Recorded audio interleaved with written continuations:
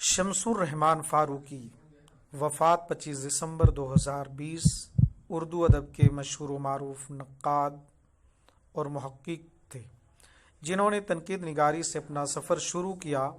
انہوں نے الہ آباد سے شب خون کا اجرا کیا جسے جدیدیت کا پیشرو قرار دیا جاتا ہے۔ اس رسالے نے اردو مصنفین کی دو نسلوں کی رہنمائی کی۔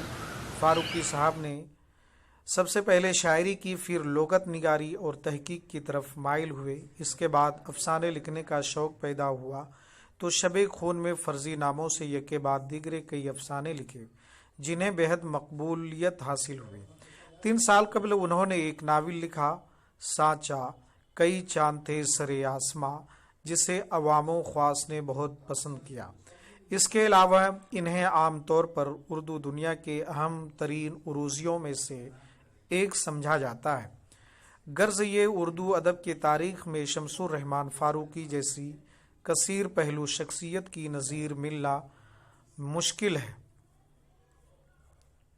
انہوں نے کوئی 40 سال تک اردو کے مشہور و معروف ادبی ماہنامہ شب خون کی ادارت کی اور اس کے ذریعے اردو میں ادب کے متعلق نئے خیالات اور بر صغیر اور دوسرے ممالک کے اعلیٰ ادب کی ترویج و اشاعت کی۔ شمس الرحمان فاروقی نے اردو اور انگریزی میں کئی اہم کتابیں لکھیں۔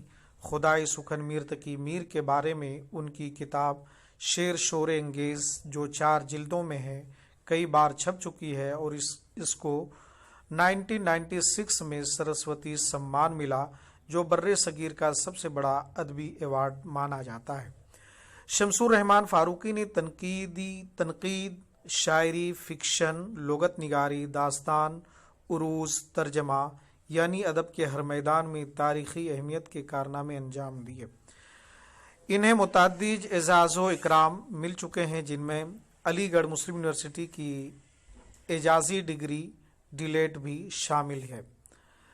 تصانیف، تحقیقی و تنقیدی کتابیں، اثبات و نفی، اردو غزل کے اہم موڑ، اردو کا ابتدائی زمانہ، ادبی تہذیب و تاریخ کے پہلو، افسانے کی حمایت میں انداز گفتگو کیا ہے، تعبیر کی شرح، تفہیم غالب، شعر شور انگیز 4 جلدوں میں، شعر، غیر شعر اور نثر، خورشید کا سامان سفر، صورت و معنی سخن، غالب پر 4 تحریریں، گنج سوختہ، لغات روزمرہ، ہمارے لیے منٹو صاحب، لفظ و معانی، نئے نام، نغمات حریت، عروض، آہنگ اور بیان، افسانے، سوار اور دوسرے افسانے، ناول کئی چاند تھے سرے آسماں، شاعری، آسمان محراب۔